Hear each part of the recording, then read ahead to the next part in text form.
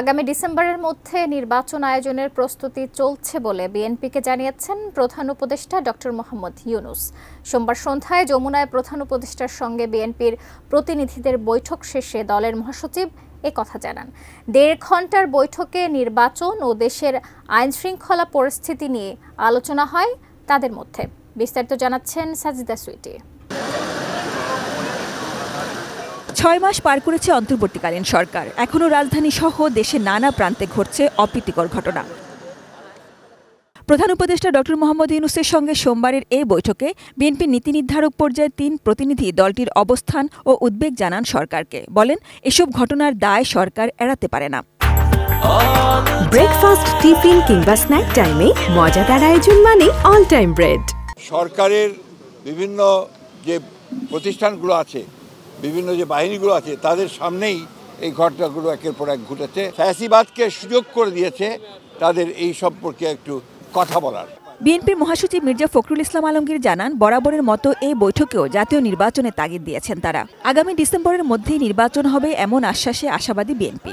প্রধান উপদেষ্টা এবং তার সঙ্গে যারা ছিলেন তারা আমাদেরকে আশ্বস্ত করেছেন যে অতি দ্রুত তারা নির্বাচনের ব্যবস্থা করছেন এবং তিনি বলেছেন যে ডিসেম্বরের মধ্যে নির্বাচনের ব্যবস্থা করে তারা কাজ করছেন। প্রত্যাশা আছে যে অতি দ্রুত এবং একটা রোড ম্যাপ ঘোষণা করবেন তিনি, সেটার মধ্যে দিয়ে আমরা ডিসেম্বরের মধ্যেই নির্বাচন সম্পন্ন হবে বলে আমরা প্রত্যাশা করছি, জনগণও প্রত্যাশা করছে। গণতান্ত্রিক সরকারের যে আপনার ট্রানজিশন হবে গণতান্ত্রিক ব্যবস্থায়, সেটা অনেক সহজ হয়ে যাবে যদি আপনার একটা নির্বাচন অনুষ্ঠিত হয়। জাতীয় নির্বাচনের আগে স্থানীয় সরকার নির্বাচনের আয়োজন বিএনপি মানবে না বলেও এক প্রশ্নের উত্তরে জানান মির্জা ফখরুল। জাতীয় সরকারের আগে কোনো নির্বাচন হবে না। এবং যারা আহত এরপর ফরেন সার্ভিস একাডেমিতে সংবাদ সম্মেলনে প্রধান উপদেষ্টার প্রেস উইং জানায়, দেশ জুড়ে চলমান অপারেশন ডেভিল হান্টে যেন নিরীহ নির্দোষ কারো মানবাধিকার খর্ব না হয়, সে ব্যাপারে বৈঠকে সবাই একমত ছিলেন। এই ব্যাপারে আমরা খুবই সিরিয়াসলি মনিটর করা হচ্ছে। বিএনপি শেখ হাসিনাকে এটা ব্লেম করেছেন যে পতিত স্বৈরাচার, উনি এই বিষয়গুলো ইনস্টিগেট করছেন এবং এটা এই পুরো বাংলাদেশকে ইনস্ট্যাবিলিটি করার পিছনে তারই মুখ্য ভূমিকা।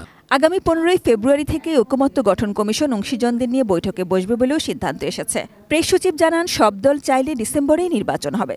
ইলেকশনের ডেটের আগেই তো প্রফেসর ইউনূস 2টা ডেট দিয়েছিলেন, একটা হচ্ছে ডিসেম্বর আর একটা হচ্ছে জুন। এখন যদি সমস্ত পার্টি মিলে বলে যে না আমরা ডিসেম্বরেই চাই, তো সেক্ষেত্রে সেটা উনি তো বলেছেন, ওনার এমন না যে উনি একটা জায়গায় স্টিক করে আছেন যে না আমি জুনেই করব, এরকম তো আর উনি বলেন না। এটা হচ্ছে পলিটিক্যাল পার্টিগুলো কি এক্সপেকটেশন, তারা কি চায় সেটার উপরেই মূলত এটা ডিপেন্ড করবে। সাজিদা সুইটি, এটিএন নিউজ, ঢাকা।